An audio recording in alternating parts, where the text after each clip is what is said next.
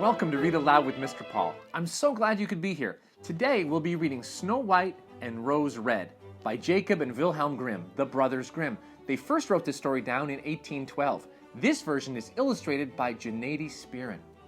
If you're thinking, hey, wait a minute, I know the story of Snow White and there's no character called Rose Red, that's a completely different story than this one.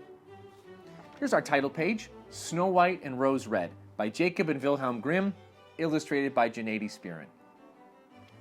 Once upon a time, there was a poor widow who lived with her two daughters in a cottage at the edge of the woods.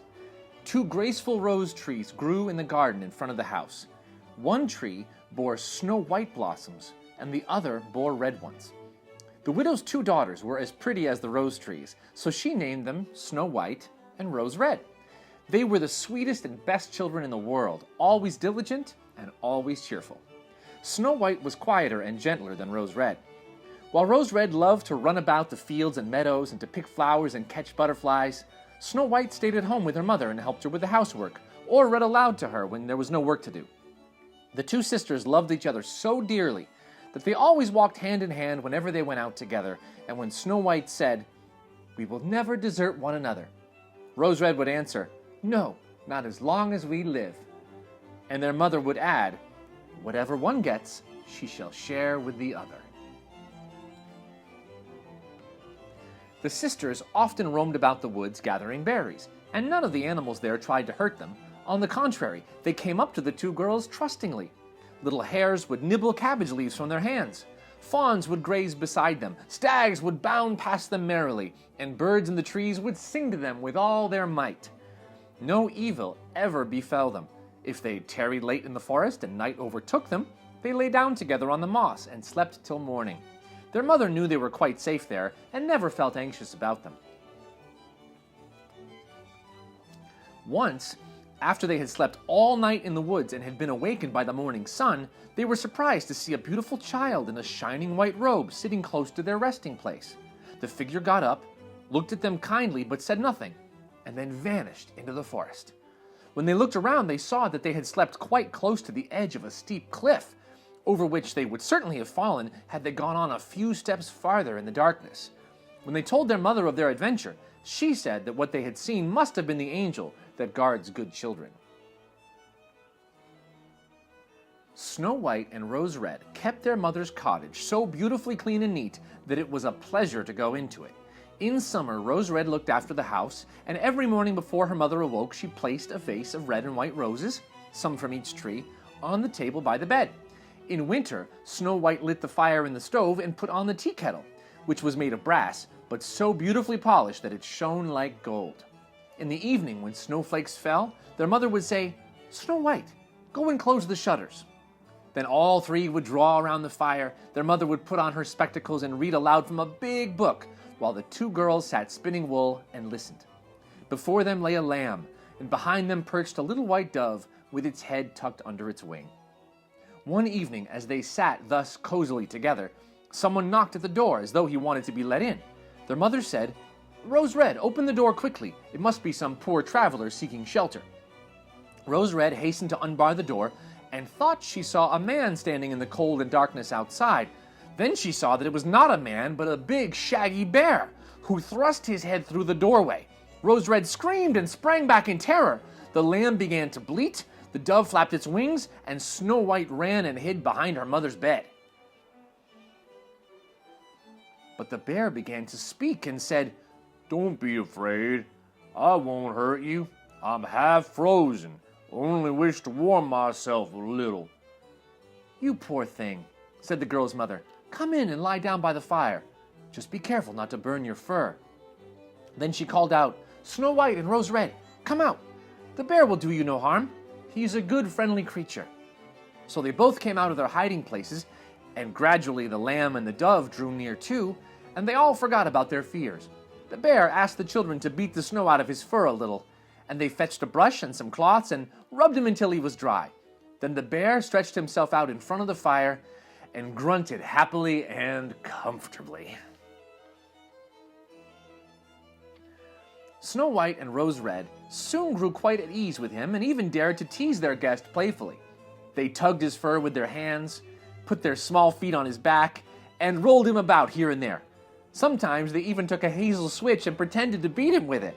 The bear submitted to everything with the best possible good nature. Only when they went too far, he cried, "Spare my life, Snow White, Rose Red.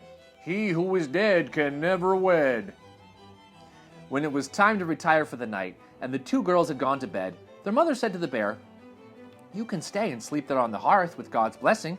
It will shelter you from the cold and the wet." And so he did. But as soon as day dawned, Snow White and Rose Red let him out, and he trotted away over the snow and into the forest. From this time on, all winter long, the bear came every evening at the same hour, and lay down by the hearth and let the girls play what pranks they liked with him. They soon grew so accustomed to him that the door was never locked until their shaggy friend had made his appearance. One morning when spring had come and all was green outside, the bear said to Snow White, "Now I must go away. I will not be able to come back all summer long." "Where are you going, dear bear?" asked Snow White. "I must go to the forest and protect my treasure from the wicked gnomes. In winter they have to stay in their underground caves, for they can't work their way through the frozen earth. But now, when the sun has thawed and warmed the ground, they break through and come up above to wander around and steal whatever they can. What once falls into their hands and into their caves is not easily brought back." Snow White and Rose Red were sad that their friend had to leave, but they unbarred the door and the bear stepped out. As he did so, he caught and tore a piece of his fur on the door latch, and Snow White thought she glimpsed a glitter of gold at that spot, but she couldn't be certain of it. The bear ran hastily away and soon disappeared behind some trees. A short time afterward, Snow White and Rose Red's mother sent her daughters into the forest to gather some kindling wood. As they wandered, they came upon a big tree that had fallen to the ground. On the trunk, half hidden by the tall grass, they noticed something jumping up and down. They couldn't make out what it was. When they came nearer, they saw that it was a gnome, a tiny man with a wrinkled face and a white beard at least a yard long. The end of this beard was wedged into a cleft of the tree, and the little man sprang about like a dog on a chain, trying to free himself. He glared at the girls with his fiery eyes and shouted, "Why are you just standing there like that? Can't you come here and help me?" "What happened to you? What were you doing?" asked Rose Red. "You stupid Snoopy goose!" cried the gnome. "I wanted to split the tree to get some little chips of wood for our kitchen fire. Those thick logs that serve to make fires for coarse, greedy people like yourselves burn up the dainty little food we need. I had driven the wedge in nicely and all was going well, but the wood was so slippery that the wedge suddenly sprang out and the tree closed up so quickly that I had no time to take my beautiful white beard out. So here I am, stuck fast, and I can't get away, and you silly moon-faced girls just stand there and laugh. Ugh, what fools you are!" Snow White and Rose Red tried to help him, but they couldn't get his beard out. It was wedged in far too firmly. "I will run and fetch somebody to help," said Rose Red. "Crazy idiots!" snapped the gnome. "What's the use of calling anyone else? You're already too many for me. Can't you think of anything better than that?" "Please don't be so impatient," said Snow White. "I'll help you get loose."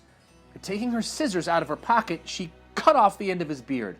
As soon as the gnome felt himself free, he seized a bag full of gold that was hidden among the roots of the tree, lifted it up, and shouted, "Look what you've done! You've ruined my splendid beard!" With these words, he swung the bag over his shoulder and disappeared without so much as looking at the two girls again. A few days later, Snow White and Rose Red went out to catch some fish for supper. As they came near the stream, they saw something that looked like an enormous grasshopper springing toward the water as if it were going to jump in. They ran forward and recognized the cranky old gnome. "Where are you going?" asked Rose Red. "Surely you're not going to jump into the water." "I'm not such a fool," screamed the gnome. "Don't you see that big fish is trying to drag me in?" The little man had been sitting on the bank fishing, when unfortunately the wind had tangled his beard in the fishing line, and when a big fish bit the hook, the feeble little man hadn't had the strength to pull it out. Instead, the fish, who was the stronger, dragged the gnome toward him. The angry little man clung with all his might to every reed and blade of grass, but that didn't help much. The fish pulled him closer and closer to the edge of the stream. The girls came up just at the right moment. They held him tightly and tried to untangle his beard from the fish line, but all their efforts were in vain, for beard and line were in a hopeless muddle. There was nothing else to do but take out the scissors again and cut off another small part of the gnome's beard. When he was finally set free, the ungrateful creature yelled rudely at the two sisters. "Do you call that polite, you toadstools, to disfigure a person's face? It wasn't enough that you shortened my beard before, but now you have to cut off the best bit of it. I can't be seen looking like this before my own people. I wish you'd never come by here." Then he picked up a sack of pearls that lay among the reeds, dragged it away, and disappeared behind a stone.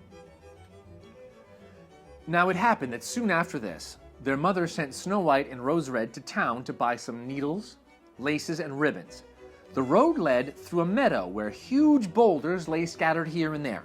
While they trudged along, the two girls saw an eagle hovering in the air above them, circling lower and lower until at last it settled on a rock not far from them.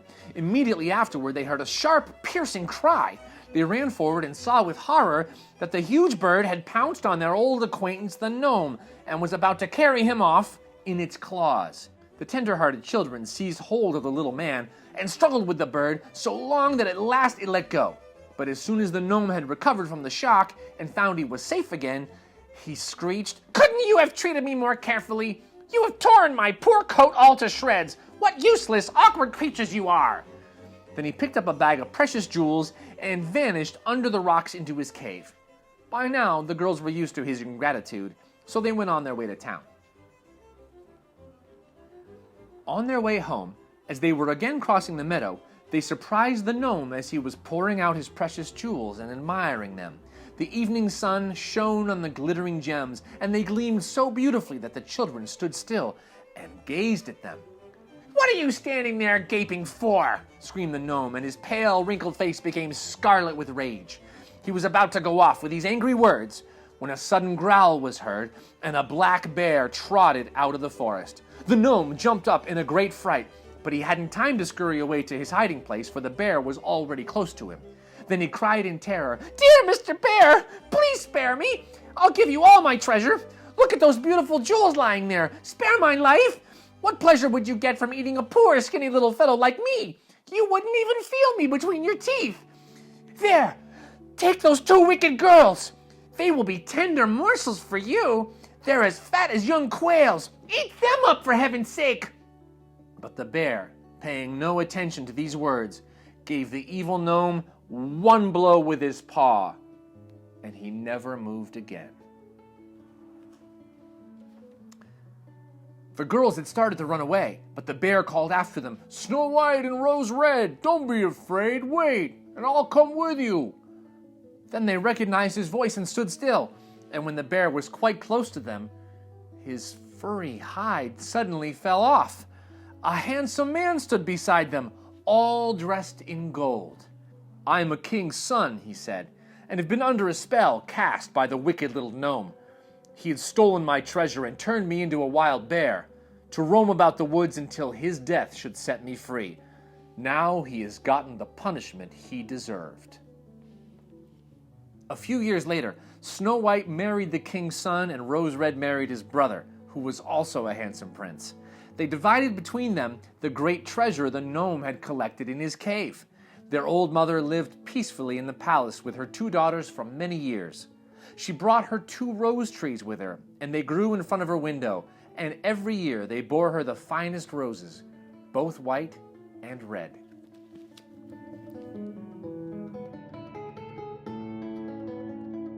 Thank you so much for joining me for Read Aloud with Mr. Paul.